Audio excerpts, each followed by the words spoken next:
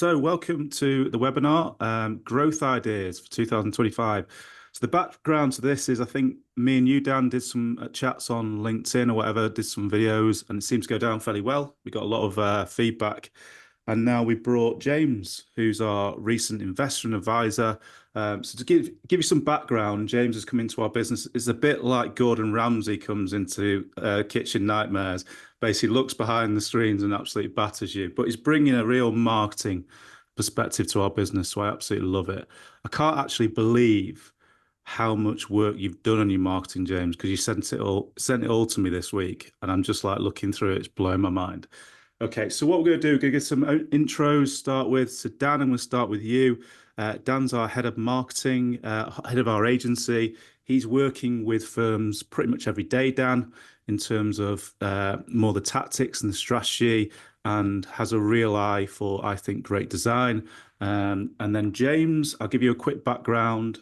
So James was actually an old financial planning client of mine, which is, he can tell you the story, but really, really interesting. He went on to build a great business called Go Proposal. They sold to Sage for an 8-figure sum.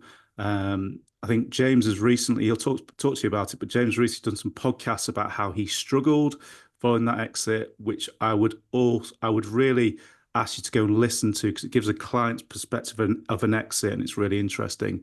And now he's invested in NextGen because he likes what we're doing, and we're going to have a real focus on the next few years of growth, because everyone in our set talks about the advice gap, and I do understand it, but we need the entrepreneurial advisors like we have on this webinar to go and grow their businesses for this to become a serious profession. So NextGen planners will be focused very highly on how we help firms grow their firms. Is that all good, guys? James, do you want to give any more background? I don't necessarily need to give a bit of background, but just tee up my thoughts around this stuff. Is now a good time to do that? Yeah, go for it, mate. Yeah, so I was just reflecting this morning. I think I'm like your best and worst possible client all rolled into one. And so my financial advisor, Dom, does such a good job of me. So just to understand how my mindset works, is that like last week, we've got quite a complicated structure with things. We've got a family investment company. We've got a very diverse portfolio that kind of generates income and various things. And there's kind of lots, not bragging, but there's kind of lots of it that needs to be managed, and that's all being dealt with. And then last week, it's like, right, I think we've got everything in place. You're happy with everything. You've invested in these businesses now. You've got this going on. Yeah, solid. He says, right, we're just going to leave it now. We're not going to look at it for, a good few years. Let's just kind of monitor how it is. And I messaged him this morning. Right, I've watched his podcast, Dom. I've seen this thing about crypto. Have we got enough crypto? And he's like, James, right? And just like, I can just imagine what's happening on his side. And normally my messages to him are on a Saturday morning. I don't know why a Saturday morning, but that's when my head is normally whirring. But I just think that certainly the next few years for financial planners, financial advisors, I think it's going to be the most either positively or negatively turbulent time that you've ever experienced, I believe, because of all of the changes that's happening. AI is going to be such a huge thing. We're not even aware of how that's going to disrupt this market at the moment. We've got some ideas. There's so much content out there. Cryptocurrency is disrupting things. And I know what you kind of naturally think, which is, yeah, but that's unregulated. That's nothing. We're this and we're that. Someone like me who sold the business, I've gone from someone who knew how to make money to now someone having to understand how to manage money. And it's a completely different skill set that brings a whole new set of worries with it. Because I'm thinking, right, I don't want to lose it. I don't want to mess up, but I also don't want to miss out on something. And so if I can't get information from you, if you're not updating me daily with information online, on socials, if I can't go to your podcast and listen to what you're talking about, if I'm not getting your weekly updated email, I'll tell you something, I'm getting it from someone else. And you can't manage where I'm getting it from. And if you're not managing the information that's coming to me, the sources that I'm getting it from could be quite troubling for you, because now that's going to rattle my head, send me off in a different direction. And my options now are so great. I can go to Hargreaves Lansdown and I can go and believe I can invest in it all myself, as I tried to start with, until Adam rang me up and said, James, what the hell are you doing? Like, stop it. Let's just get this sorted out for you. And so the number of options available for everyone is massively increased. The sources of information on a daily basis is massively increased. The TikTok algorithms, the Instagram algorithms, they play on fear. So they know if I'm worried about anything, they will just feed me more of that stuff to keep me hooked on those platforms. This is the stuff that's going through your clients' heads. And like I say, we've not even touched on AI. So the reason why I'm so interested in this space and why I've invested in NextGen is I look at the financial advisor space and I'm very interested in seasons within industries. And to my mind, the traditional financial advisor space is in deep winter. That's where we are in the season of that industry, where with the new industry for financial advisors and everything that means, and to my mind, what NextGen represents, we're in early spring. And that's why this is an exciting space for me. Cool. Thanks, James. Yeah, he was a nightmare client. I'm not going to disagree with that. But Saturday mornings, it was always interesting. Anyway, on to the next thing. So this is going to be the start of a number of growth focused webinars that we put out probably every other month. We're just confirming that. We're going to put something out probably every other month on how we think you should be thinking about growing your business. But as you say, you've turned up to this. You are the entrepreneurial advisors in the profession, and we really want to help you guys grow your businesses. So let's get started on the slides, Dan. Can you see those? Okay. We can, mate. We can. I also want you to really think about some questions while you're doing this. So feel free, we've got plenty of time. You might have to jump off, but we've got plenty of time. We're going to try and answer every single question, aren't we, guys? So anything that comes through in terms of what you're thinking on chat or just the Q&A, yeah, send it through. So what we're thinking here, Dan, with the opportunity? Yeah, I mean, to be fair, it's kind of what James just said there, to be honest. Stole our thunder. Thanks, James. No, it is huge. And I think one thing that really came through from what you were saying, James, and something that I tell people all the time is just the opportunity size is absolutely enormous, because a lot of the things we'll be going through today, they'll be uncomfortable to you or unnatural to you because nobody else is really doing them in our space. And you could see that as a scary thing, you could see that as a negative thing. But what we want your mindset to be after today is to think of them as a positive thing, in that you can fill that gap of where nobody else is doing it. So when James mentions, for example, from an external perspective, that if you're not giving him this information all the time, then he's going to go somewhere else and get it. That's the opportunity for you rather than a negative. So we don't need to be scared of this. And we want you to be a little bit scared of missing that opportunity, but we want you to be positive about the opportunities that are coming up as a result of the things that we'll go through today. Yeah, the competition's low, isn't it? Let's be honest. There's not many financial planners or financial planning firms putting out great content in the market at the moment. So the opportunity over the next few years is absolutely massive, which alludes to what James was saying before. Mm-hmm.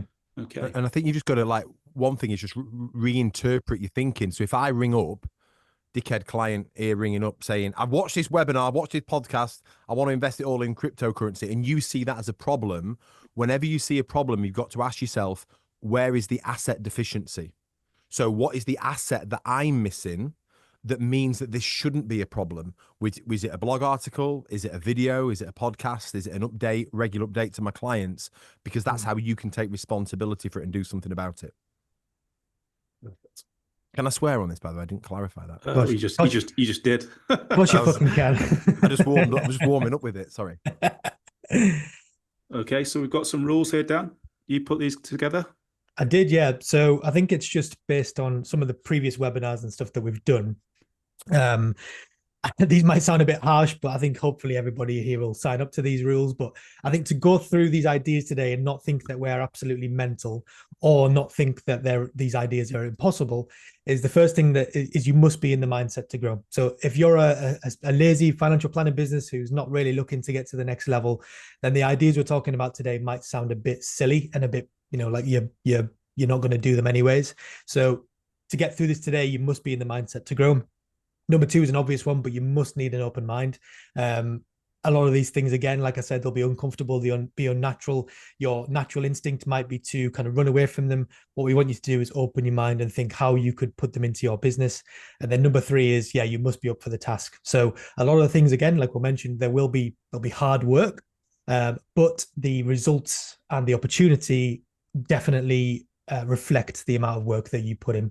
If you can make these things fly, then the work will definitely be worth it in the end. So just some things to think about throughout. So let's hear it in the chat. Are you up for the challenge in 2025? If it's a yes, pop it in the chat. And really, yeah, we're going to get loads of yeses here. Really, if you're not up for it, this is not going to be for you. It's not going to be easy. So I'm loving this. Yes, bring it on. Absolutely. Yeah, I love it. Why wait a month? 2025. James will be absolutely loving that. Yes, Christian, that's what I'm talking about. I'm messing about, are we? Right, cool. Let's get started. We're going to get stuck in. So we've got 10 ideas. Who wants to go with this one first? Grow your email list. I mean, I think we could all chip in here, but I think James, you're probably the one to talk about this one. Your email list is the most important thing to my mind with regards to marketing, because it's the only thing that you own.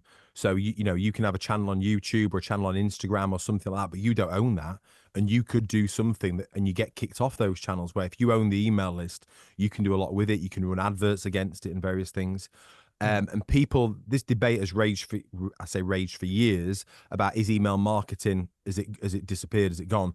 And the answer is it hasn't. To my mind, if you can get your email marketing right, and there's a lot we can share with you around this next year, is that it's a captivated audience. So if you're on YouTube or you're on Instagram and you're sharing information that way, which is fantastic, and you should be using those. But the problem is the moment I've watched your video, I'm going to go on to the next person's video and the next thing. With email, once I've opened your email on my phone or on my laptop, I'm immersed in your email, and there's so much you can do with that. In Go Proposal, we had 3-year nurturing email sequences. So once someone was in, they would get an email every single week for 3 years until they bought from us. And people say, yeah, but no one wants to get an email every week. That's absolutely wrong. What people don't want is shit emails. We used to get people thanking us for our emails, literally coming up to saying thank you so much, because they're just helping, just educating our audience. So here's a question, James. So James's background, he used to work with a lot of accountancy firms, help them grow, help them do sales. Here's a question for you specifically. What kind of numbers did the best accountancy firm have in those email lists? How many people did they have in them? Correct. I don't think many people do. I don't think many accountancy firms do it very well. I don't think they understand the concepts of it. So we did very well in that we were selling to accountants, but accountants themselves don't do very well. The firm that I've invested in an accountancy firm, they've just become a top 100 firm, and they've got 10,000 emails on their list that I'm now be reigniting and getting to email their base every week. And what will you be targeting? 30, 40,000, that kind of number? What do you mean to eventually, or? Yeah. Yeah, I don't worry about numbers, to be honest, Adam. Like if I've got 10 people on my list or 100 people on my list, that's who I'm serving. And I always find it quite interesting if you do like these pictures of like, what does 1,000 people look like? And you see like I'm in a stadium or in an audience, 1,000 people. That's your 1,000 people. Like, don't worry about growing it. Don't focus on, I know this is about growing it, but the more important thing is serving the email list that you've got. And if you serve it and actually try to help, like I'm always grateful if someone opens my email. And I'm going to make sure that your life is marginally better for having read my email than not having read it. Yeah. So I gave you a question there because I was hoping you'd give that answer, and you did. So all this, like, we have 100,000 emails, all this kind of, what do they call it? Like people that are on social media saying how good they are in terms of followers and all that sort of stuff. Bullshit. Yeah. You're saying that's not the most important thing. Absolutely not. No, we've proven it. And if you can build an audience on social media, I know we're digressing slightly, but there's other ways to monetize that. And what companies are interested in now is not how many followers you've got. They want to know the density of your followers and how engaged they are. If you've got 1,000 high net worth individuals following you on socials, or you've got 100 high net worth individuals that are on your email list, that's incredible. That's like such an opportunity versus 100,000 people that don't give a shit. Cool. Love it. Do you guys want to ask questions as we go through or at the end? Someone's asking once a week is once a week the optimum frequency. I would have a slightly increased frequency to start with, Jenny. So when someone first opts in, I use the Fibonacci sequence just to be cool. But like day 1, day 2, day 4, and then 3 days after that. So anyway, that's how far apart I do it until I get to it weekly. And then I send emails weekly after that. I think it's a good discipline for you to get into as well. And I found that for business to business, to accountants, Saturday morning was the best day to send an email. And to entrepreneurs, Sunday morning, 7 a.m. was the very best open rate I ever got for my emails. Cool. Dan, I'm going to ask a question for you. Our carousel slides, by the way, that slide's really annoying. We're going to have to go, we're going to have to move on because it just keeps flashing. Are carousel slides still effective on LinkedIn, or has the algorithm moved on to something else now? Thoughts on that? I think they are. I think they are. I think again, it's not about necessarily just using them slides. It's about how you use them, and it's about the quality of the content that's actually in them. So if you've got 6 slides of shit, basically, then obviously they're not going to be very effective. But if you've got 20 slides of incredible value, then that is going to be effective. I don't think it's the tool necessarily that's the most effective. I think it's the quality of something that you put inside the tool. Same as emails. Emails can be terrible, but they can be incredible as well. So it's all about the quality of the stuff that you actually send to people. That's the thing. Okay, Jackie, Lockie, I'm going to come back to your question because we're going to talk about that in a bit. But someone said, how do I go about growing my email list? Really easy, really good question, that. I'd personally I'd go back to social media content, anonymous attendee, and I'd be producing regular, daily, great quality social media content, and then driving people back from there. And there's some automated system, really cool automated systems that you can use to be driving people back into a score app. And then I would be capturing their details and taking them on a survey. And there's certainly ways that we can help you with that. And there's another system called Go Higher Level, again, which we can help you with.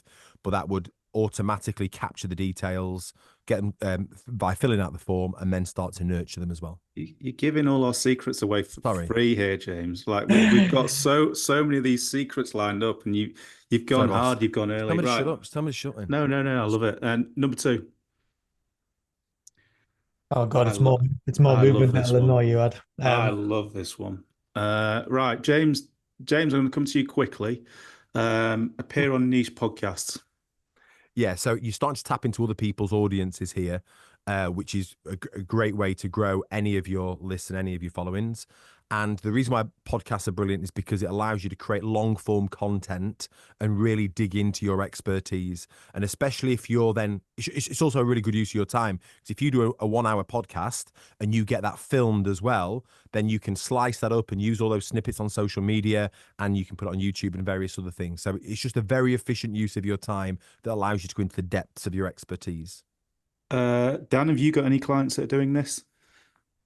Yeah, I mean, we've got a couple who do this. I mean, to be fair, the amount of financial planners who actually appear on podcasts is relatively low nowadays, and that's again the opportunity size. But I absolutely love this as well. I think especially, and we say niche. I think we're one of the only. I've talked about this in the past, but one of the only professions who actually use the word niche in the way that we use it. It basically just means target audience, and there's no better way to get in front of your target audience than tactics like this. So again, if nothing else, all it does is position you as the person to go and talk to in these certain areas. If you get invited onto a podcast, then it's likely that you're a thought leader in a certain space. And these kind of things are great for building up that thought leadership thing. So go on, mate. Yeah, so I put this on. So back in the day when I was a financial planner, this was one of my tactics, and I probably think this is how you got to know me, James, because I was pretty well known in the digital creative space, particularly around Manchester, and we met through Paul, didn't we? Yeah. But yeah. it was a way of growing my authority by getting on other people's podcasts, and I think there's some tactics that you could do there around. Don't just reach out with a cold LinkedIn message, because that doesn't work. If you did some deep research and actually came to people and said, look, I really think I've got value to add for your podcast, maybe point them to a couple of other podcasts that you've done. It's just an easy channel in my view, James. Yeah, and like you say, Dan and you said something slightly different. Dan said about getting invited onto them, and you said about getting onto them. And I think Yeah. that's the thing, isn't it? It's having a strategy and starting by saying, right, next year, I'm going to get onto 4 podcasts. Like, what are they? Which are the ones that you want to be on? Because if you're not proactive, the people that are proactive on the podcasts are all the crypto guys.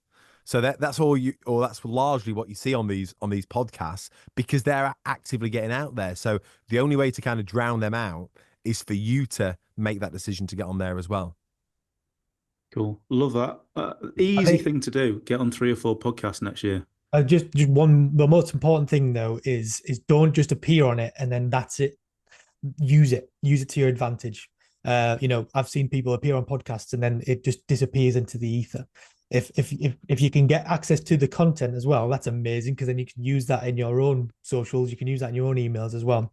But don't Yeah. just say, hey, I appeared on a podcast, go and check it out. That's not going to work. You need to constantly be telling people, oh, I did this podcast episode, blah, blah, blah, sharing some of the content from it. That's the kind of way that these things really lead to success. Yeah, and what I'd be doing, Dan, is if you've got that time to go on there and do an hour podcast, I'd be getting a videographer to come and film that while I'm there. Like, it's going to cost you a couple of £100 to get. It doesn't have to be a fancy videography. You don't have to go to a big company. Get someone cheap, get someone local, get someone young. It doesn't matter. Bring them to film that, because then you've got an hour of footage that you could then break down into 30-second segments, and that could create you 50 social media posts for it's just such an efficient use of your time. Yeah. Yeah. So John, where do I start by finding podcasts? I mean, that's just deep research, isn't it? That's looking who your target audience is, what kind of podcasts are popular in that area. What's good for that, John? There's an amazing tool which I don't know if you've heard of. It's called ChatGPT. That's an amazing tool. Just search in there. Just use it as a search engine and say, can you find me 20 podcasts in this area that I could appear on as a guest? And it'll probably give you some crap, as ChatGPT always does, but actually it might give you some gems as well. John's loving that. Right. Should we move on? Oh, Who is this one? This is James loves a webinar funnel. He absolutely loves it.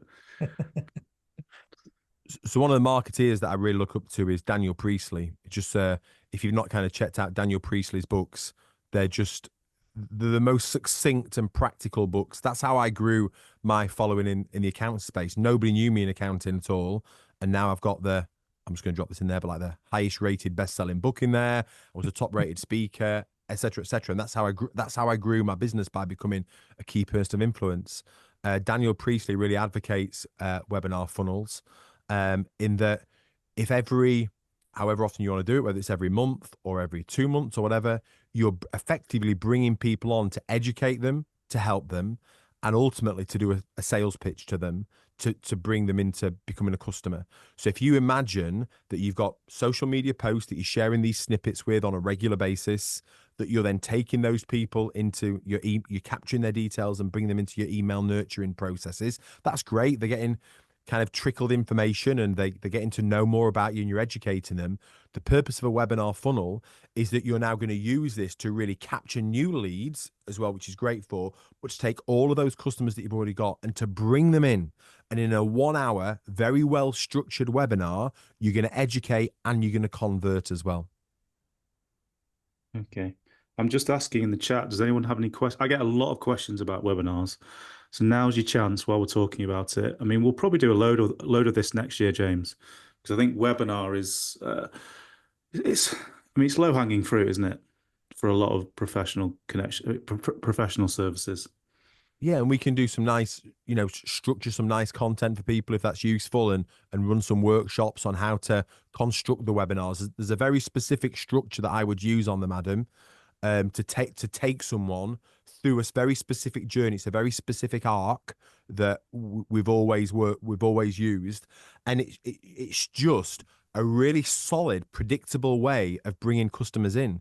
So if you can bring a new cohort in every 6 months, you bring your next 10 customers through, or your next 100 customers through, whatever. It's a really nice way of moving them through if you get the structure right. Yeah. Any books on that? I mean, I read a book recently by the ClickFunnels guy, which was really good. But what do you think about that? About books on it? Yeah. Any books on it? How to structure webinars? I'm not sure if you go and listen to a good podcast to listen to is Daniel Priestley's one on the Diary of a CEO with Stephen Bartlett. I don't know why, but Stephen Bartlett winds me up quite a bit, so I have to kind of skip over when he talks. I'm with you. I'm That's with you a on that. personal I'm the thing. same. Yeah, he does my. But the Daniel Priestley one is brilliant, and he talks about his webinar structure in that. It's not overly complicated, I don't think, Adam, but it's committing to doing it, and it's putting the structure in place to make it effective. Yeah, so I read this one recently, which is Expert Secrets by Russell Brunson. He's the guy, I think, that set up ClickFunnels, that kind of started the webinar kind of craze. So it's interesting.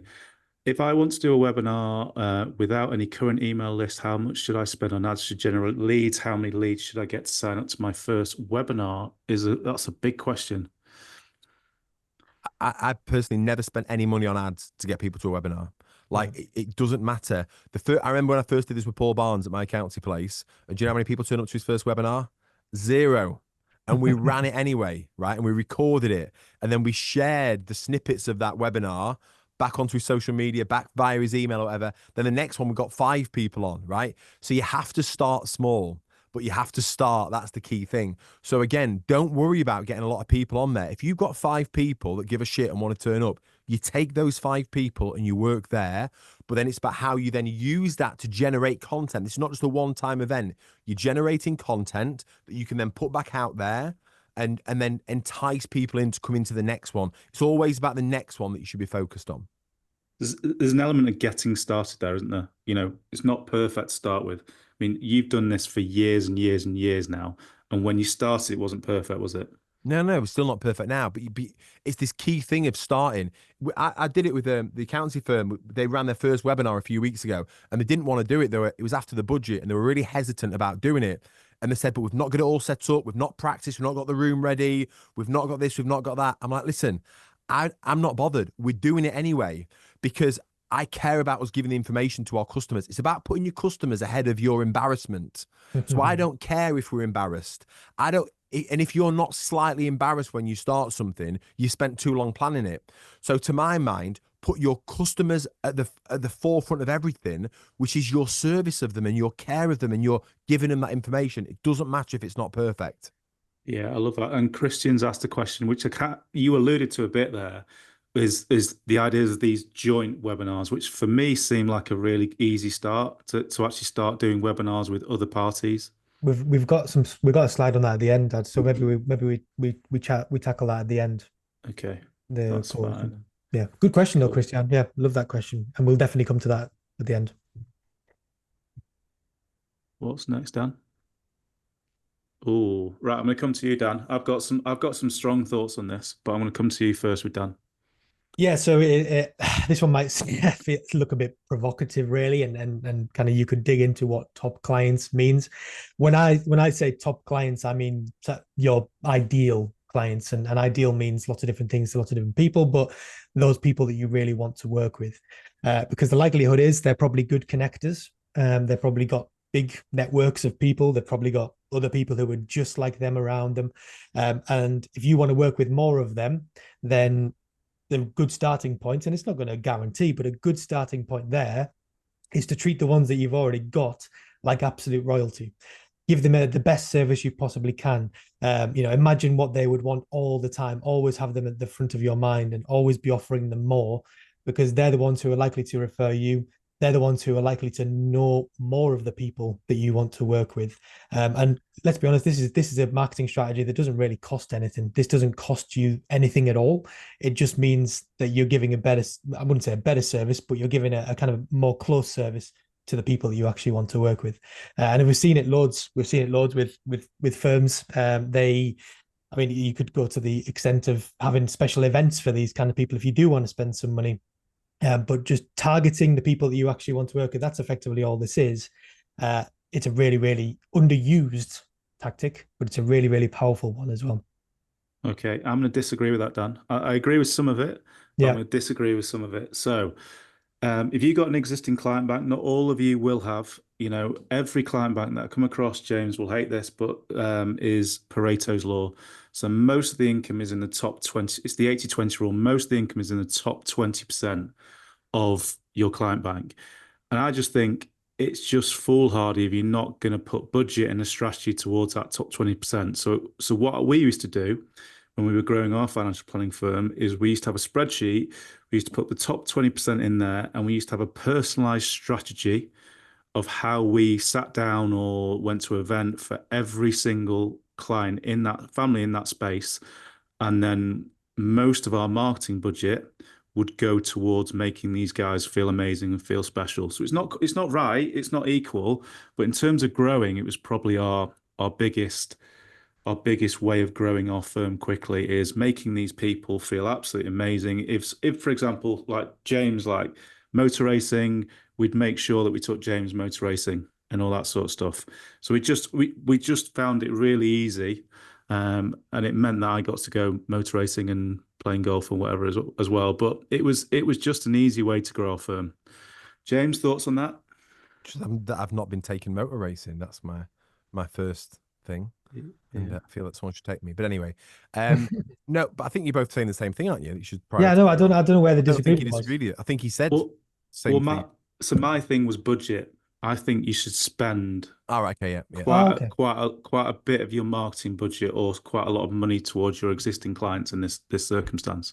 Certainly. Okay. So my definition of marketing, my best definition I've ever heard, is that marketing is helping to take customers one step closer towards buying from you or buying more from you. And buying more from you is the easiest bit to do.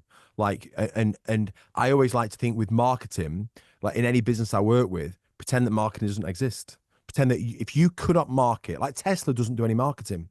So all Tesla focuses on is serving its customers with the best products it possibly can. That's it. And that's the ultimate marketing strategy. So I completely agree with this is the number one marketing strategy. It's all we ever did at Go Proposal. How do you look after your customers to the very best of your ability? And you've got to know what's important to them. So for example, Dom knew for me that when the budget went live this year, that I'd be worried about it. That I'd be thinking, how is this going to affect everything? Because we've got quite a complex setup. How does this is going to affect us? Within an hour of that budget going live, I had a personalized audio recording from Dom explaining to me what was cool, what we needed to address, and just to set me at ease straight away. Okay, Christian, you put any consumer duty implications on that, do you think? So I've done this within a firm, the one that James is talking to. I actually think you should be doing this as part of consumer duty. So James won't know what consumer duty is, but it's all about fair value. But your top clients are paying you the most money. They should be getting a high-end personalized service, in my view. So I actually think it's a good thing to do this. Dan, any thoughts on that? Well, I think what Christian means there is that if you're giving a better service to some people and not to others, then that's going against what consumer duty would say. And consumer duty would recommend. So it's another great question from Christian. I mean, we're not compliance consultants, are we? Are definitely not. But I wouldn't say that we're not meaning giving them more of a service. We're just talking about the levels of service. So the amount of communication touch points, all those kind of things. But it's a great question. It's a really good question, and we do have to think about that in our profession as well. Yeah, cool. James, you back? You just disappeared for a second. The sun was shining in and affecting the lighting that I've carefully constructed in this room. So I had to shut the blind. Right, where are we going next, Dan? We've got email nurture. So this is kind of linked to what James was talking about in the first one. But we're actually building a few of these for firms at the moment, and they're very, very simple and easy to build. And once they are built, we're not going to the extent of 3 years. We're even just building ones for firms at the moment that are maybe like 6 or 7 steps long. It's just like a little package that they get for signing up to your mailing list. And it's that initiative that they get to sign up to your mailing list. So if you just say to people, come and sign up to my mailing list, there's absolutely no initiative in there for me to actually join your mailing list and be bombarded with your emails. If you can produce some kind of package that they get as a result of signing up to your email list, then that's a lot more incentive there for actually signing up. So what we're building with some firms at the moment is when a member joins, when somebody joins that list, they get tagged a certain way. So let's say, for example, they're a business owner, they get tagged in the mailing list as a business owner, and that then starts an email nurture journey. So inside there, they get a different email every day for 7 days that has a video from the financial planner in there, and also a giveaway. So, for example, it could be an investing guide, it could be a little simple budget planner, it could be a scorecard, whatever it is that you wanted. You just wanted to give immediate value in return for somebody actually signing up to your mailing list. And again, we're talking about a very, very short term one here, but in an ideal world, like James mentioned there, it would be even longer than that. But just to get started, what we're working on with firms at the moment is that incentive to actually get people. And somebody asked before, how do you get people to sign up to your mailing list? One of these things is really good. So map out what they're going to get when they sign up to your mailing list. And once they're in there, it's all automated, it all gets sent. And it's very much a one and done thing in terms of you build it, the automation's there. All you have to do in the future is update it. You don't have to send emails all the time to your clients. So just a quick one, Dan, before James comes on to this. What percentage of firms do you reckon have an email nurturing campaign? If you had to guess. 0.005. Yeah. I would say probably none. So this is the point. The competition here, the barrier is low. And I think John Sloan's put, Andy Hart has something like this built already, straight off the shelf, seen it. But we're not talking about generic content here. We're talking about your own content, your personalized content for your audience. So although those solutions do work well, we're talking about a higher level of email nurture. They want to hear your voice, James. Is that right? Yeah, I'd say that. I don't mean to be controversial. I don't know who that person is, but I don't believe that those solutions work well. I believe, there's a big part of this, which is you've got to tell your story. I've got to understand what's important to you. I've got to connect you. We use technology to bring us closer together as humans. So that's the purpose of AI. It's the purpose of technology, the purpose of email nurturing sequences.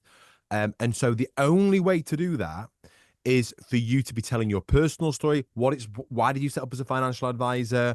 What's your story with me, Adam, really resonated with me back in the day and resonated with Becky as well. Whatever we do in terms of financial planning moving forward, Becky always says, has Adam agreed to this?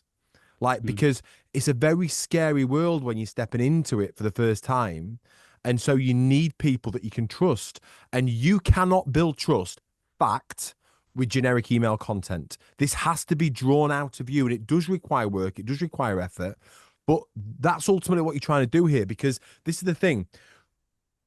The way you build any relationship is the way you build every relationship. It doesn't matter whether that's with a customer or with your life partner or with a friend or whoever. There are stages that you have to go through. And the way that most people operate with their marketing is the equivalent of Tinder, like swiping right or left. I don't know which way you have to swipe, guys. I've never used that platform. And so, but this is like, this is my analogy with most people's marketing, guys.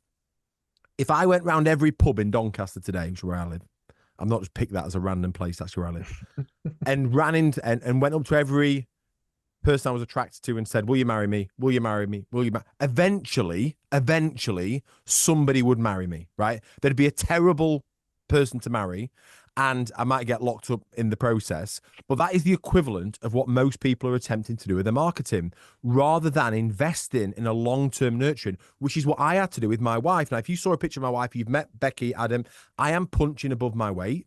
I didn't have Tinder back in the day. The only way I could attract someone as beautiful and as lovely as that is the only strategy I had, which was to wear her down over a prolonged period of time and catch her at a low point. And that was 15 years it took to do that, right? And that was my only strategy to attract Becky. But it's actually the same strategy to attract the best clients. It takes time to build that trust and to invest in that relationship, which email nurturing is the best way to do it. Yeah. So text and images or video content, what are your opinions? I'm going to guess it doesn't matter as long as you're building trust. Yeah. This is the thing. This is my top tip for email nurturing, by the way. And I don't know anyone, I think we invented this. I'm just going to claim this. But even if whatever platform you're using, I always write all of my emails in Gmail first to one person. So, when I was writing emails to thousands of accountants, I would only ever write the first email in Gmail, and I'd put Paul Barnes, who was my business partner and accountant there, as his email address in it. And I would write it to Paul. And I would think, if I'm not going to send this to Paul, then I'm not going to send it to anyone else either. And I would have, I know this for a fact, plain text, boring style emails work far better than anything with branding in. The problem is with these platforms is we think we should put branding in. It is not as effective as a plain text email. But then what I would deliberately do, Adam, within that email is over the nurturing sequence, I would bounce them to different platforms. So I would send them to a YouTube video and get them to subscribe to YouTube. I would send them to an Instagram post and get them to follow me on Instagram. Because then what you're doing is you're bouncing them to different platforms. And then as they subscribe to all of those, they start to feel surrounded. And when I used to meet people, they used to be like, "You're everywhere, you." I'm like, "I'm actually not. I'm just in Doncaster. But you think I am because of the strategy." Yeah, I love it. Right, on to the next one. Develop scorecards. Right, we love a scorecard. I think I was actually.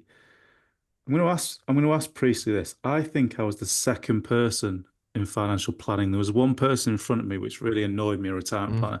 I was the second person to build a scorecard in financial planning. It was the first. It, Oh, was it retirement planners? it was just some really bad retirement planner. It might be here. I was Had not one on. of those pictures where they're on a beach and they look Oh, yeah. about 60, but they look so healthy and fresh. Mm. It was one of those. So we use scorecards. So I built a pre-exit scorecard. So are you exit ready? Is your personal finances exit ready? And we did really well off the back of that. And I think it wasn't just the leads that we got, it was the data. The data's incredible from scorecards. Yeah. But you're a big fan of this, Dan. You're a big fan of this, James. Thoughts, guys? It's the only lead capture system I would now use. And I have used many over the years, from video, email, every type of email lead capture I have used. I would sack it all off for this. I am an investor in this company as well, small investor, but that's not why I push it. I push it because I believe it's the best. Daniel Priestley, I'm a huge fan of his. I've messaged him as well, Adam, and said that can we get him on to do a live workshop with our members to do a deep dive into this. He's absolutely up for that, which is awesome because he's the inventor of the system. And it's not just for bringing leads in as well, it's for existing clients. So you can use it to bring clients in, but then use another score app to diagnose other issues and to upsell as well. I've implemented this in several businesses now, and they once you get this done right, it blows up. And what you can do off the back end of it now as well, in terms of the post that you can generate, because you can get the results from this.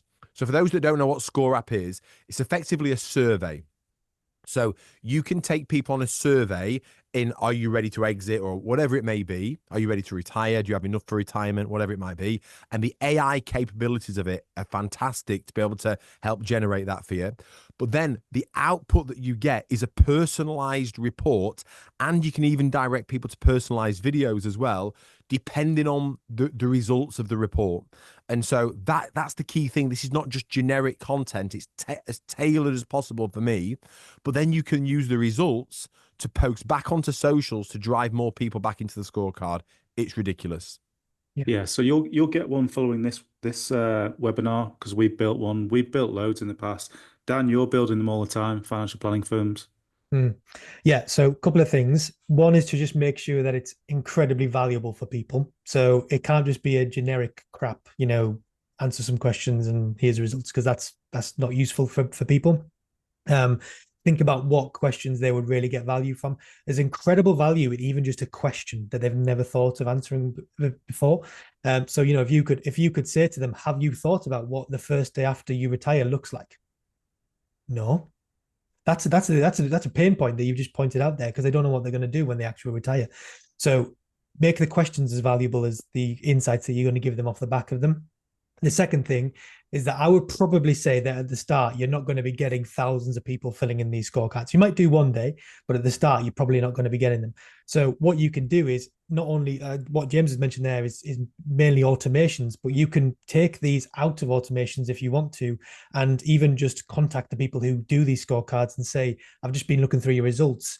Here's some extra things I would mention to do, and take it that really next level. If it seems like they're going to be a really good client of yours, take it to the next level and make it super duper personalized in terms of that you're actually speaking to them directly. Go on, mate. So a couple of extra thoughts on that very quickly. So John and Jackie both asked, how do we create a scorecard, and can you show one or two scorecard examples? So we might send that afterwards, but you'll get our scorecard, So if you go through that process, you'll see it. So a couple of thoughts on that is we had a demo with James's physio, which sounds random, but actually happened recently. And his conversion rates, correct me if I'm wrong, were through the roof with a video that he put on, James. Yeah. So that was really interesting to me, first off. Yeah, tailored videos. So depending on so let's say you've got like 4 categories of results. So let's say for him, for argument's sake, it was back pain, neck pain, shoulder pain, hip pain, or whatever. Depending on what the key issue was, it would then direct you into a specific video for that, trying to then move you through to what he would call a discovery call. And so with any of these things here, guys, these are all just tactics. Scorecards are tactic. Email nurturing's a tactic. Yeah. But where this works is when they're strategically connected together. And you can go to different companies and say, can you build me a website? And somebody will be able to do that for you. Can you do me a video? And they can do that. So there's all these different professionals out there that can do things, but there's very few people that can use them. So what we're all about is how do we use all of these things connected together to actually drive business at the end of the day. So it's nice having this, it's nice capturing leads, but if you're not converting them and turning them into business, then it's a waste of time. And so what we're all about is how we move people through into a discovery call, using videos to do that, to convert them on the other end. So when we built our scorecard, we didn't have we didn't have James's intelligence of how we actually used it as part of a system. We didn't have the back end system. It still worked. The one way I did use it successfully, and we'll move on to the next one, is part of the discovery process. So sending a prospect a discovery scorecard was actually very powerful for me because it actually gave me the data on the other side that I could have better conversations in that first discovery meeting because I could see where they were weak, I could see where they were strong, I could see where they were worried or anxious, I could see what they were confident in. And that was just really useful data for me going into that discovery meeting. Yeah, I've seen people use these in their annual reviews, which is really cool. Using the data to lead the conversation in those annual reviews. That's really powerful. Yeah, we'll be doing loads on this though, won't we? Next year, because I think it's a big area. Yeah, and just to clarify what you said there, Adam. So you could have a generic scorecard effectively to say like when are they planning on exiting or retire, whatever it may be, right? Are you retire ready? But then let's say you then have 3 categories of clients, which is like young people or middle-aged and retirees already. So let's just say there's 3 categories of people. So the first scorecard diagnoses which category they fall into. Then depending on that, you can then direct them to an additional 3 scorecards that you've got set up that's much more tailored to their specific scenarios. And all of this can be done with AI. Like if you just put a really good prompt in and explain what it is that you're looking for, it will generate it for you. The results won't be perfect that come out of it. That's where you're going to have to tailor it. But the questions and the structure of the answer will be really solid. It'll give you a really good head start.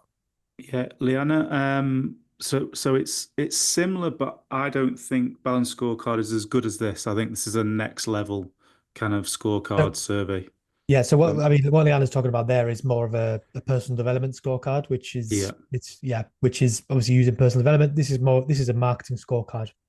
I reckon you could still probably use them for balanced scorecards, but we're talking about different things here, but just using the same terminology, which is a bit confusing. So right, so for anyone, we're just going to keep going until you kick us off. So some people might have to leave, but we've still got a few to go, and I'm guessing we'll get a few questions. So we are on to focus on local search now, guys.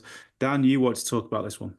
Yeah, so I think this one it gets a lot of stick actually, from especially nowadays as the world has effectively become smaller, and we talk to firms who've got clients. If they're in London, they've got clients in Scotland, they've got clients in Wales, they've got clients in wherever, even abroad sometimes. Are they the 2 furthest places you can think of from London, by the way? Well, I mean, it's because of regulatory things, James. You can't. But they've got clients nationwide, and as a result, they think that should be who they're targeting all the time. But in reality, when most people are looking for a financial planner, they'll maybe speak to their friends and family and colleagues and all that kind of stuff. Do you know anybody? But also, what they'll probably do is they'll search into Google financial planners near me, and I'm not talking about SEO here, by the way, but SEO is important. I think it is important for financial planning businesses, and that's another low-hanging fruit that people are missing out on.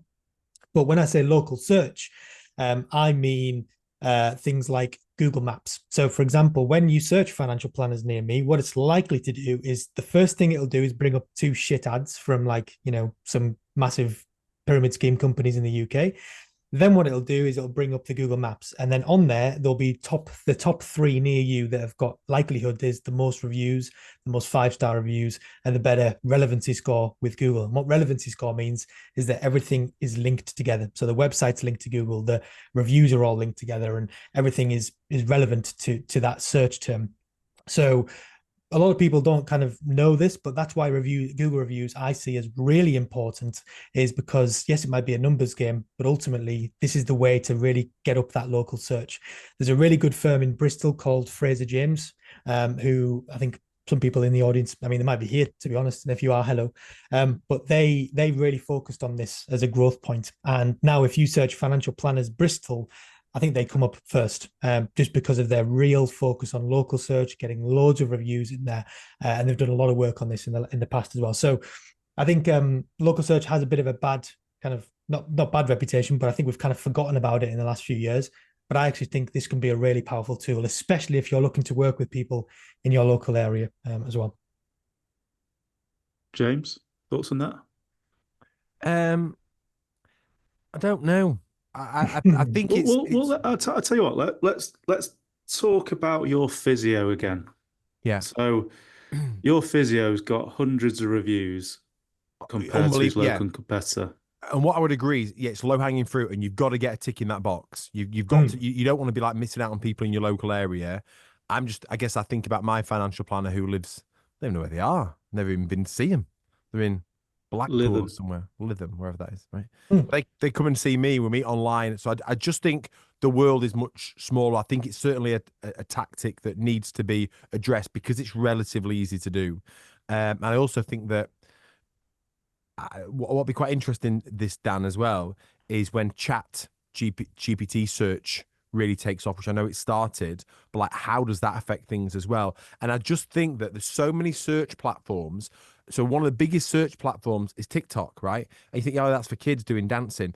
My friend, who is one of the top entrepreneurs that I know personally, grew his last business from 0 to 40 million pounds in 4 years' time. He's had 5 successful exits, monster, right? His go-to search engine is TikTok. If he was looking for a financial planner, social search is massive. His number, he's in his mid-40s, and that would be his first port of call. But the answer is everyone is looking in different places, and you have got to show up everywhere. Wherever they are looking, you have got to be, because in the grand scheme of things, for the money that you can make off the back of them, it's not that hard, and it doesn't require such a great investment. So you'd be daft not to be in all of these places. We're going to talk about that investment bit in a bit, because I think it's interesting. Focus on local search. I like that, Dan. So you talk about some hygiene basics there, aren't you? Like getting some reviews. Google My Business, I think, is an easy one. So putting your location on the map, putting your location in Google. But I do agree with James. We're moving towards that social search now. I think that we've just got to think of the target audience of financial planning businesses. They're likely not knowing financial planning businesses. They're probably still quite hanging on to this area. So I think you're right. It's a hygiene point. I thought we'd put it in there just because it's a real, again, missed opportunity that a lot of people aren't taking advantage of. And if you get that hygiene point right, then I've got a specific question, Dan, before we move on. Does how long you've been around bump you up in terms of that? Yeah, well, on a basic level, yes, because Google takes a while to index. So if you've been going for a week, then you are probably not going to show up versus a firm who's been going for 3 years.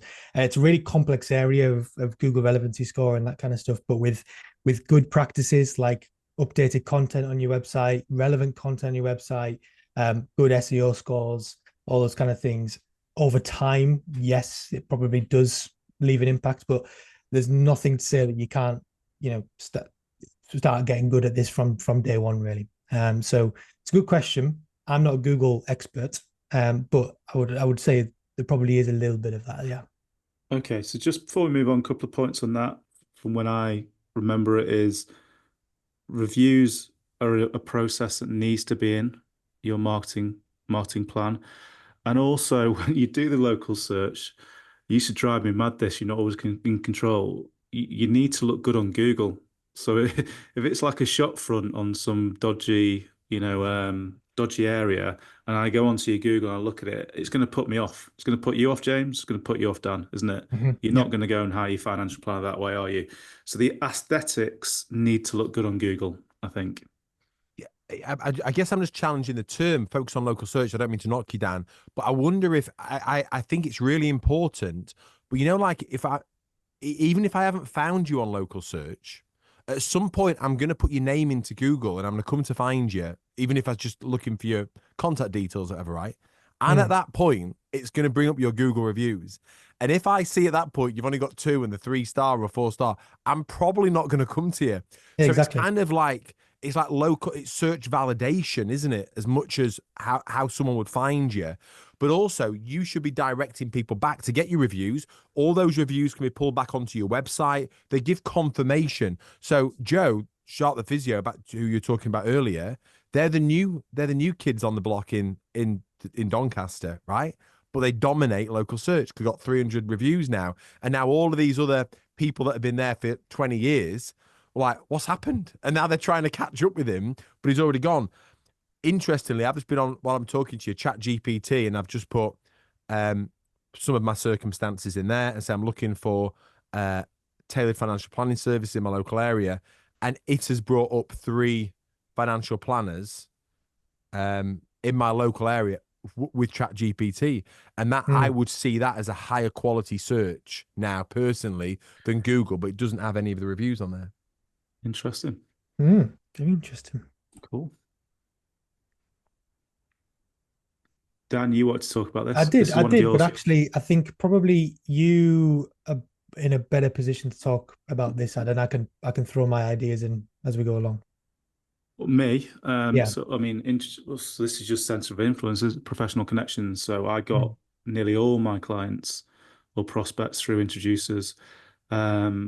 Used to invest a lot of my time. People don't network anymore, and I don't quite understand it. And I used to spend a lot of my time networking, building connections. As James talked about building relationships, I had great relationships with my introducers. I used to think, again, we talk about niche. I used to work in the digital, creative, and tech sectors.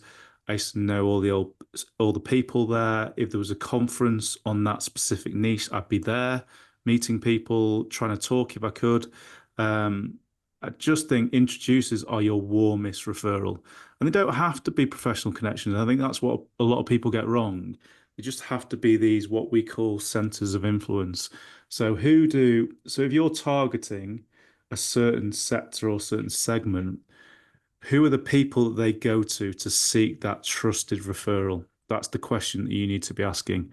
And the higher you go in this, it's almost always going to be a referral. So all the stuff that we've talked about so far for me, like hygiene, you need to have them in place because it's bringing that credibility, it's bringing that trust, transparency, and you'll probably get quite a lot of traction that way if you do it properly. But the biggest traction you'll get through referrals, and from your existing clients, but also your introducers.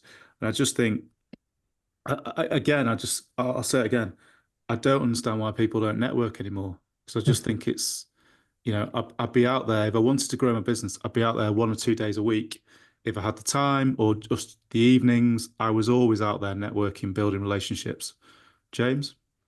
Yeah, I think being targeted with your networking, Adam, like let's say you're back in the day part of a BNI group or something like that, you very quickly realize that after you've woken up at 6 a.m. for a few months in a row, especially in winter, that you're actually growing someone else's business and not yours.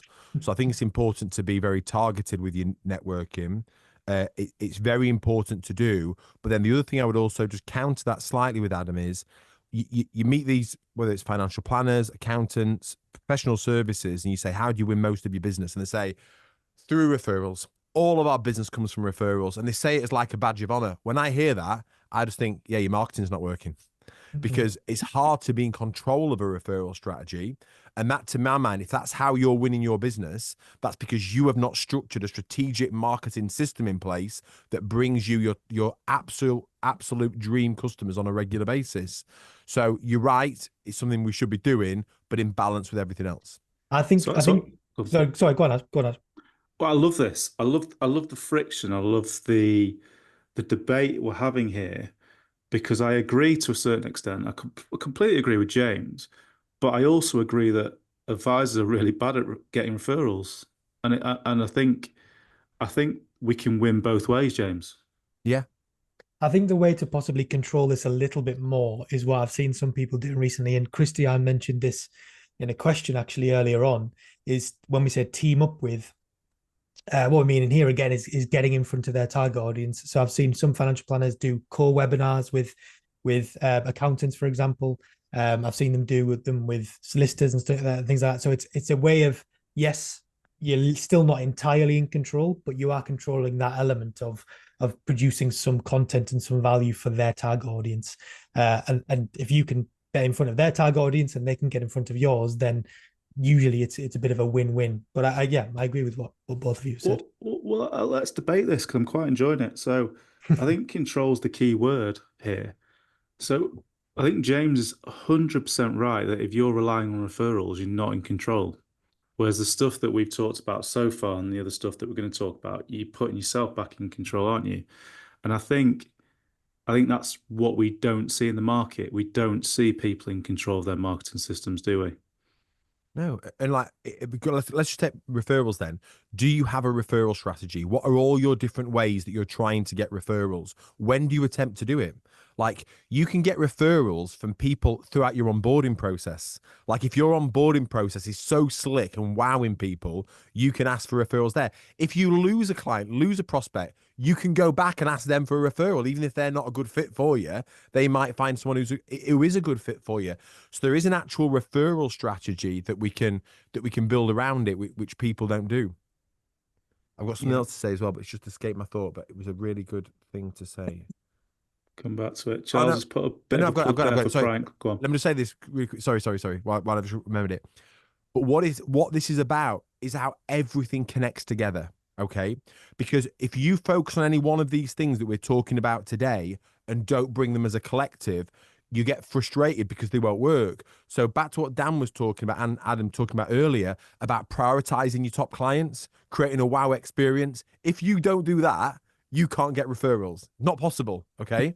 So if you think about me with my financial planner, so I get a top level service, really looks after me, really cares, listens to me all my bullshit messages on a Saturday morning and responds as well. Well, then I ran a webinar with the accountancy firm that I'm involved with to all of their clients. Who's the first financial planner I ring? Dom, can you get on this webinar, please? Can we run a webinar with you and share it to thousands of accountants? Yeah, absolutely. And now I've teed up a conversation with him and with the founder of the accountancy firm so they can start to have a conversation together. So now they've become an introducer there. None of that could have happened. Yeah. So you think about what's happened there. Yes, podcast met with an introducer, all because they provided their top clients with a high level service. All of these things start to connect. Well, let's go back to that first question. Are you going to take it seriously or not? That's what we're talking. Yeah, mate. The thing that you brought into our firm is we're trying to put marketing throughout the firm, NextGen Planners now. We didn't previously, so I'll just be really honest and transparent. But the first session we had with James was, you are now a marketing firm. You need to put marketing at the center of your firm. So we all read a book. We sat down. We had a really good session, Dan, if you remember.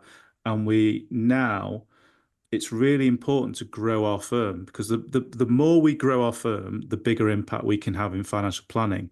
For financial planners, the bigger they grow their firm, the more impact that they can have with their direct clients. So it's just getting that mentality that, we need to grow our firms. Yeah. And that marketing is you all need to become marketing businesses first and foremost with financial planning wrapped around it. And that's an uncomfortable thing for people to accept. What most people see as marketing is, it's just this thing on top. We'll add it on. Oh, now we're busy, so we'll knock it off, rather than it actually be at the core of your business. And you can think, we ain't got time for that. You can think whatever you want, but I promise you, if you don't think it's important, you will be overtaken rapidly by the firms that do. Cool. Right, let's get through the last two, and then any questions? We've still got time. Video, video. We didn't put this first for a reason. Dan, what was that reason?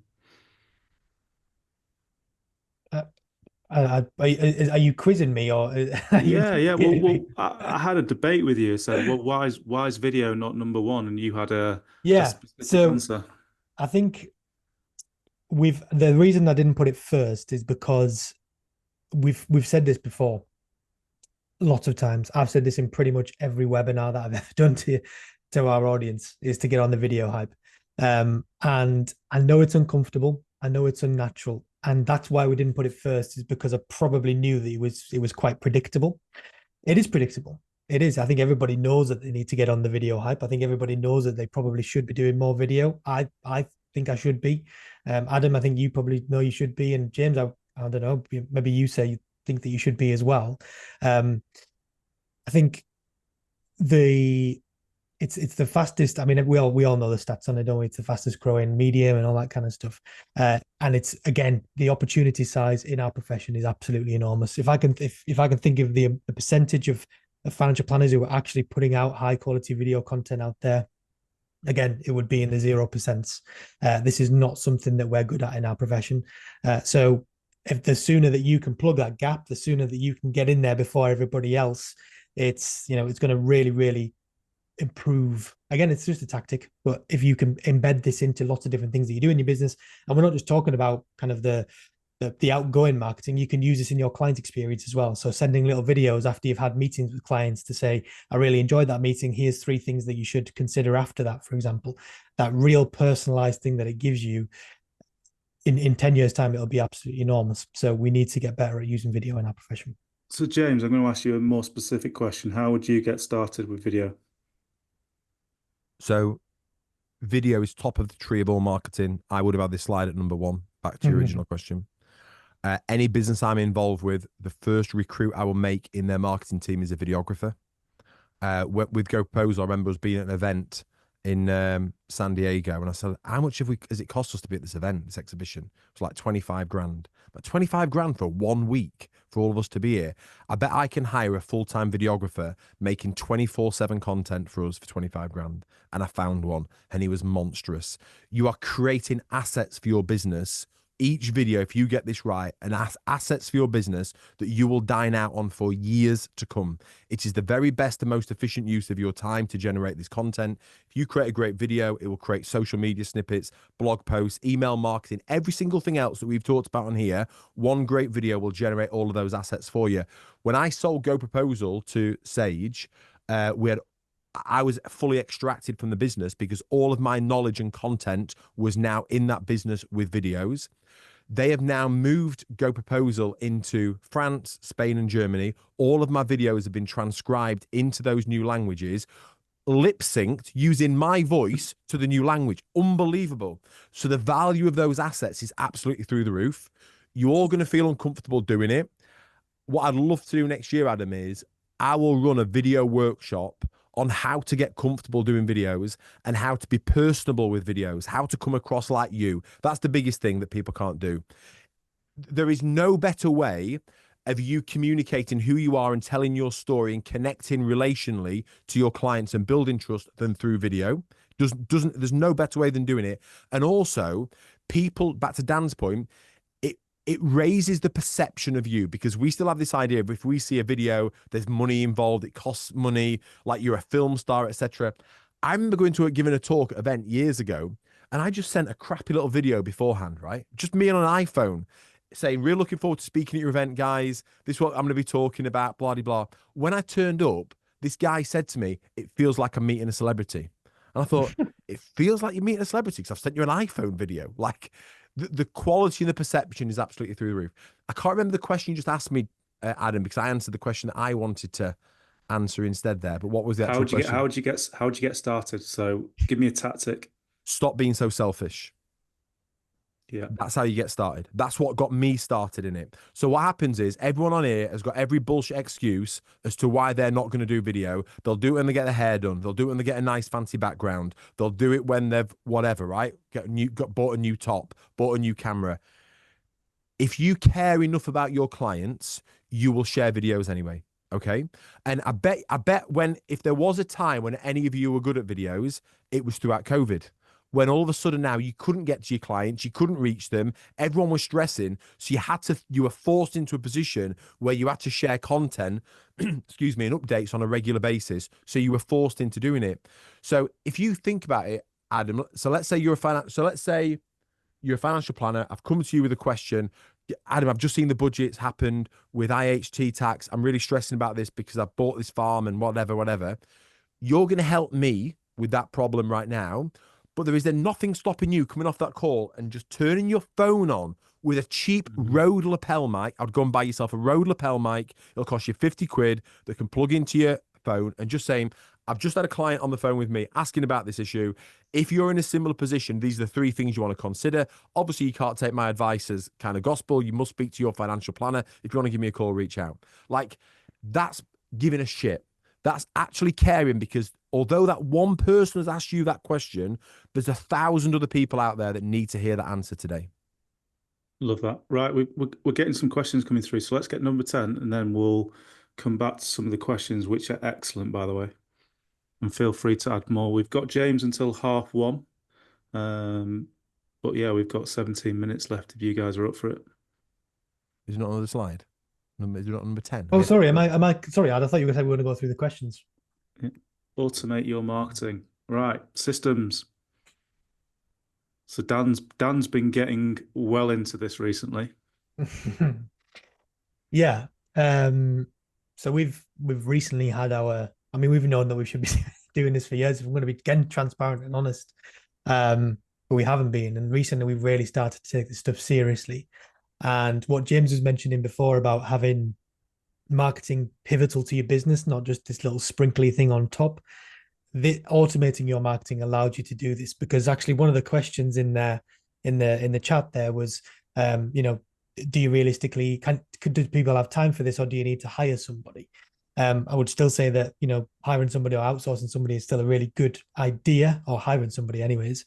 But automation, what it allows you to do is it allows to do a lot of the stuff that humans would normally do, but letting the technology do it for you. And we don't just mean actually doing this stuff as well, but we mean what James was mentioning before about having a proper system in place, so that it's not just a silo. It's not just you do a webinar or you do a scorecard and that's it. They're done. That's it. Forgotten about into the ether. It then sets off another trigger for doing something else and doing something else, and that nurturing thing that comes with this. And that's one of the biggest powerful things I see with automations is the nurturing and the personalization that it allows you to have, so that pretty much every customer journey you can think of will be covered by, in some way, a system that's inside your CRM or whatever it might be. The most important thing are the triggers that set those things off. But yeah, to be fair, I am in no position to talk about how these things are really powerful, because we're just starting to build ours in. Well, we will be in a position to. So again, being transparent, we're bringing Go High Level through James and other people's recommendation into NextGen. That's our automation engine. That will be the hub of all our marketing, our CRM. And then we'll be rolling that out to our agency firms next year, won't we, Dan? Yes. Because it's incredibly powerful. So automation is a key thing. Yeah, the idea is once you've got the video, you can repurpose it in many different formats. But that piece of technology, I was skeptical. But now, having seen the power of it, it's really powerful. Yeah, the phrase automate does actually put people off, but I don't actually know a better word to use. But it's effectively that, everybody within your system, whether they're following you on social media or in your email marketing system or whatever it is, you need to know where they are, and there should be an active system in place that is progressing them to the next step. Like, do you know everyone in your database right now? Do you know what services they've got from you or what level of inquiry they've had with you? Could you segment all of your clients right now to understand, are they a young person, old person? Are they a business owner? However you segment your clients. And is there an activity that's happening now to move them to the next step and to progress them over? Because if not, you've got a crack in the system. And the entire purpose of automating marketing is to remove those cracks so that once you bring in people into your world, into your system, that there is something actively moving them over, whether that's a video, whether that's a score app, whether that's an email or whatever it may be. And that's what we're talking about here. And these systems do require an investment of time and money to start with. But once they're there, they can be set and forget. So they're in place. And then again, going back to social media content, you might think, I hate the thought of TikTok, I hate whatever. You could go and lock you in a room for one day, film a full day's worth of content that you could dine out on for the next year, because somebody could be splicing that up into snippets, putting it on social media. So you imagine this, the system's built, you've given one day to film some high level content, and then that's on social media, driving people back into a score app, moving them into go high level. Your email nurturing is moving them through, taking them into a discovery call, automatically booking that call into your calendar, sending them back to score app to filter them out, whatever. And you have just got this conveyor belt of your dream customers coming through. That exists. All we want you to take from today is to know that that's possible and that exists. And if I was you in your space, I'd be getting that system built out as rapidly as possible. I don't know what people's end games are with financial planning businesses, Adam. I don't know whether they sell them or whatever. But the way I think about business is that you don't know what the future holds. You don't know if you want to scale your business. You don't know if you exit your business or sell your business. I don't know if there's a lot of consolidation happening in this space. I don't know. There is, but, yeah. Right, okay. So you have got to get your marketing systems and processes locked down. You've got to get them systemized. You've got to have a machine that moves people through this and a playbook for how it all works, because that makes your business far more valuable. Like I just think in this space, the competition is almost it's not there. So no one is doing all this stuff that we're talking about today successfully. There's a couple of guys in America. One guy is Thomas Kopelman. So Dan, you will have come across him. So I spoke to him, and he does a year's worth of content in 4 days of filming, and he is phenomenally successful. Yeah, I think he might be episode 100 and something, 20 something on the podcast. So we've actually had him on the podcast already. So if people want to go and check that out afterwards, then have a look on the NextGen podcast, because we've actually interviewed him. But yeah, he's awesome. Really, really. Right, let's get through these questions. We've got 10 minutes to go. So Jackie, I'm going to struggle with this question because it's more like a data question, but I read that lots of big businesses are suing OpenAI on copyright infringement grounds for taking their publicly available data without permission. What do you think the impact could be on the development of AI and the effects on this profession? I think I'm just going to keep this really quickly because I'm probably the techie one here. Just don't put confidential data into ChatGPT or AI, I think, is my answer there. Just make sure you're paying for the top level one. Like you shouldn't be asking any questions if you're not paying for the top level one, but that just protect your IP if you're paying for that. Yeah. This is a great question. One thing that would be good to know now is how you structure marketing to get quality over quantity of leads. We get lots of leads, but we don't know how to structure our website and marketing to explain what the ideal client type without making it sound like it's all about level of assets. There's another question about that later on in terms of how do you define your ideal client type? Are you asking someone that, Adam? Or? Yeah, just thoughts, guys. So it's a really good point. It's Alexandra who asked that question. It's a really good point, and what we find a lot of people with this is that they haven't really gone too deep into what their clients are actually looking for. So they'll usually build their client profiles or customer personas or whatever it is you want to call them based on what we call demographics. So where they live, what their job is, what their level of assets are, what their family might look like, or anything like that. What we find the most powerful bit, that still needs to be done, but what we find the most powerful thing is the underlying thing, which is the psychographics. So the psychographics are the things that they wake up at 3 a.m. in the morning thinking. They're the things that make them worry on a daily basis. They're the things that perhaps they don't even know they're worried about yet. So if I was to start there, I would say do that kind of real good analysis of getting deeper on what it actually is that they're concerned about, rather than trying to think, we want to work with business owners and professionals and that's it. Start to think about their more underlying problems, because that's the thing where you're going to be able to fill that gap and the pain point of what's actually going on in their lives, rather than just aimlessly, because two business owners are likely to be going through similar things, but also one of them might be going through a divorce and one of them might not be. There's Yeah. very, very different things to consider there as well. Good time here, James, to bring in your framework, the pay and goal stuff. With what one, sorry? So this is a good time to sorry. bring in your framework. Yeah, so I'm interested in the question that you've asked and why you kind of maybe a little bit nervous or hesitant to really niche down into who your dream customers are. And if it's clients with higher value assets or the potential to have higher value assets, then make that clear. Like that's absolutely fine if that's the customers you want. So don't be afraid of moving people out, because there is still a chance that you could serve them in some way. Like you could have guidance, a report, an online course, or something that you could sell to clients that aren't, in your sweet spot potentially, or that you come to an event or a workshop that you're putting on, or something like that. So I would just challenge you personally and just make sure that you're comfortable with getting rid of people that aren't in your sweet spot. The money is in the niche within the niche. That's what it is you're looking for. So it might not just be high net worth individuals or people with this value of assets, but it's this value of assets and who have kids, or and who are Christian, or and who are whatever. Like it's the and who are is where you'll find all of the money, in all honesty. And then it's about being very super clear on the website. So there's a great book that these guys have read called They Ask You Answer. And what that does is it allows you to use your customers' words on your website rather than your words. And you're answering the question that they've got. Like, I bet if I went on your frequently asked questions page, right? They're not really the frequently asked questions. They're the questions that you think people ask frequently, but they're not the real ones saying, why the hell should I give you my money not to stick it into crypto? Why shouldn't I go over to Hargreaves Lansdown and spend it on there? Like, oh no, we can't put that on our website. We don't want to talk about that. Why not? That's the question I'm asking. So you've got to answer it at some point. So we might as well have an honest conversation and you answer it up front, or I'm going to go in somewhere else and get the answer, right? So it's about really making it laser focused to the absolute dream clients that you want. And even if this is your dream client, you'll still get people on the periphery of that don't quite fall into that category.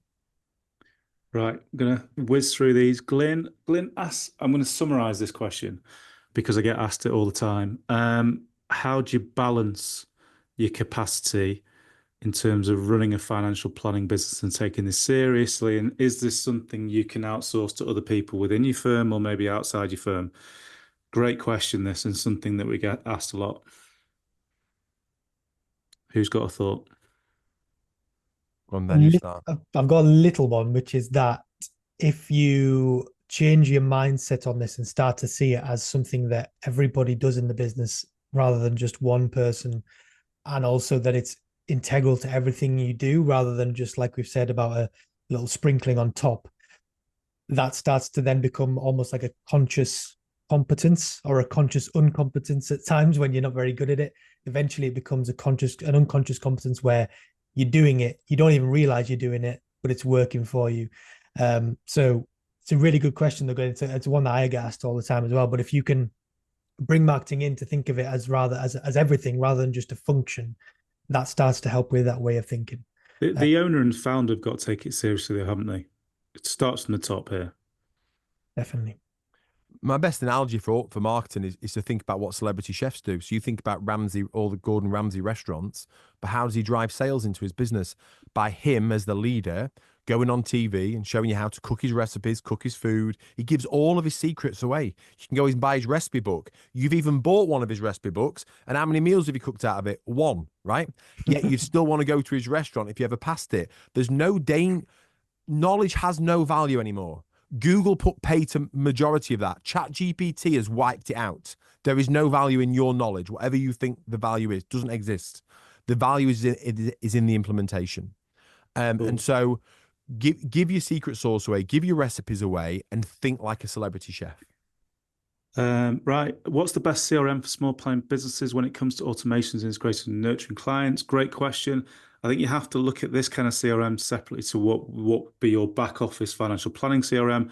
The three that I can see at the moment are ConvertKit, which is like a MailChimp type thing, can be used. HubSpot, I think, is a very, very expensive version, but also very powerful. And we like Go High Level, and we think that the future is probably in Go High Level. So that's probably where we are at the moment. Worth looking at all three. I think they're all great tools. It's an interesting. Sorry, mate. I was just going to say. Sorry, James. I was just going to say it's an interesting question that in our profession, because when we say CRM, uh, everybody in our profession has got different definition. I mean, I think in marketing, everybody's got a different definition of what CRM is. But certainly with us, people think, do you mean a back office system? Do you mean a marketing CRM? Do you mean what? It's a confusing area. Well, I think we have to look at it as it's separate to your practice management system, is the way James would understand it, I think. Separate but linked is the ideal world in Yeah. terms of that they're talking to each other and they're not completely separate in the business. Yeah. Yeah, and you won't be able to get one system that does it all, because they just won't be good enough in what they do. But back to your point, Adam, to my mind, Go High Level is where all of my research has taken me. That it's just crazy. And I can vouch for that as well. Yeah. After spending a day on it. I'm all in. Matthew, will you be offering this as a service? I mean, we're not pitching anything today, but we're currently beta testing some ideas with some clients in terms of, and we're going to be ramping up our growth agency side in 2025. But nothing concrete on that yet.